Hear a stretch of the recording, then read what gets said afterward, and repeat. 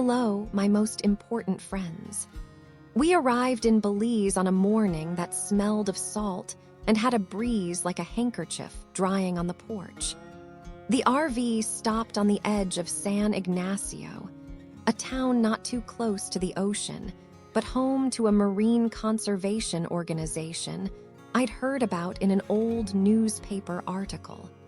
Walt shrugged when I suggested visiting. As long as you don't have to swim, I'm all for it. I smiled, and off we went. The center was just a white wooden house on stilts, nestled between palm trees and cobblestone walkways. But inside was a whole other world. Coral rehabilitation tanks, pools for injured baby turtles, and hand-painted signs describing the life cycles of dolphins, walruses, and species I couldn't pronounce. The woman who greeted us was Amara. Her skin was dark, her voice was soundtracked by the waves.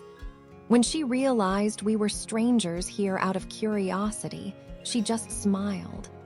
Then let the sea tell you a story. We followed Amara to the largest tank, where a sea turtle with one leg was swimming slowly. His name is Salvador, she said, because he was rescued just before a net swept him away. I watched Salvador drift through the crystal blue water, and suddenly I thought of the soldier in the old photo Luz had given me in Mexico. Does he ever want to go back to the sea? I asked. Amara nodded. Every day he swims toward the light at the end of the pool. Then she pointed. There, that's the ocean. I was speechless.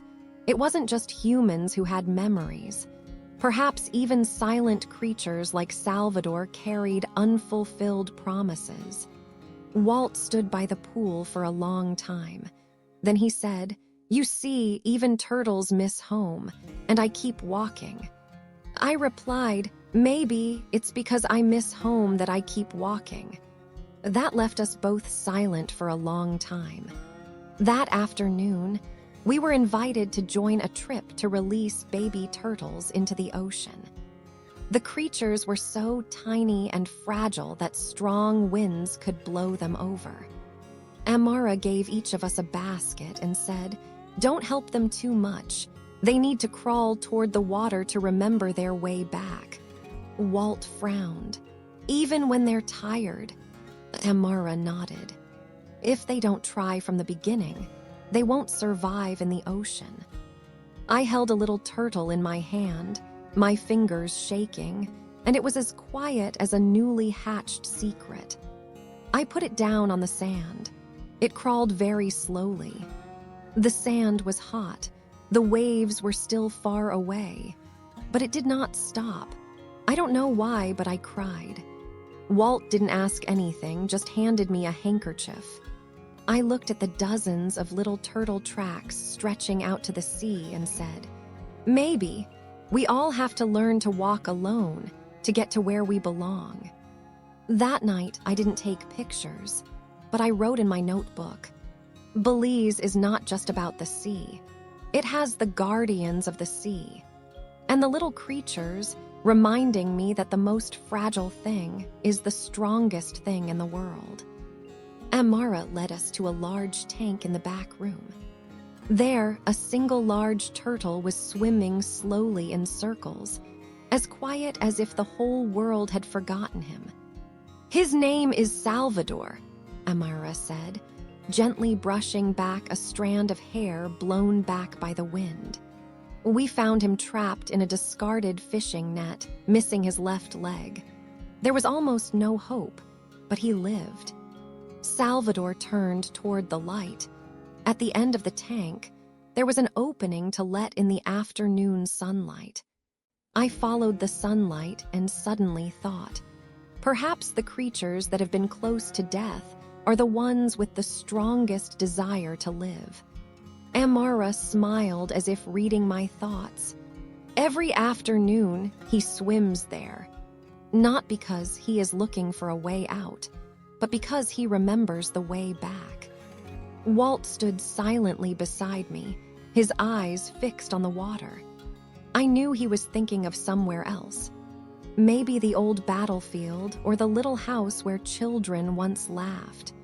"You see," he said softly, "even a turtle has memories, and I keep walking and I keep forgetting where I started." I didn't answer. I just held his hand. And in that moment, I understood. Sometimes we travel not to find something new, but to meet the parts of ourselves that were once so alive, quietly waiting for a light to rise to the surface. That afternoon, Amara took us to the beach.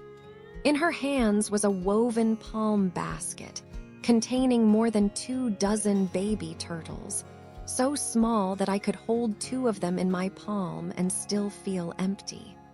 "They were born last night," Amara said, "and we're going to help them start their first journey." We came to a deserted beach where the waves lapped at the shore like someone tapping on memories.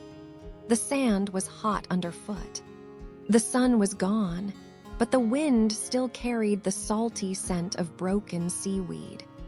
Walt sat down at the head of the line, releasing each turtle onto the sand, watching them slowly crawl away, like fragile breaths trying to cling to life. I picked up a small turtle. It wasn't afraid, it didn't struggle, it just lay still in my arms like an unformed heartbeat. "Why do they have to crawl out to sea?" I asked Amara. She looked straight out to sea and replied, "Because if they don't make it that first mile, they won't know how to come back. Turtles born on this beach will return to that exact spot to lay their eggs if they survive." I heard it as if someone was tapping me on the heart, a beat of memory, a pain I thought I had forgotten. It turns out that there are things in life that only become a part of our bodies when we walk through them.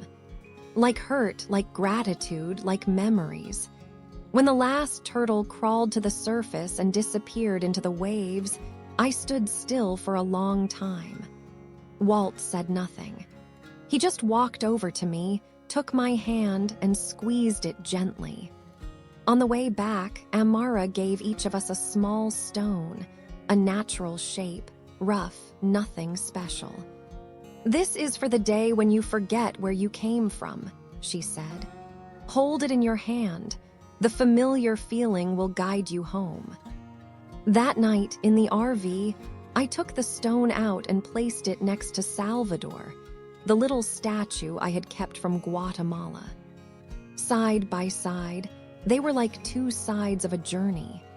One of what I had learned, one of what I needed to remember. I didn't record that night, but I did record. And in my words, I left a snippet for those listening.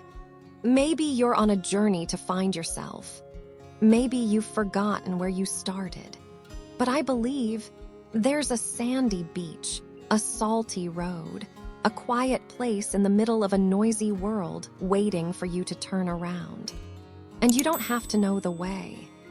Just believe you still remember the way.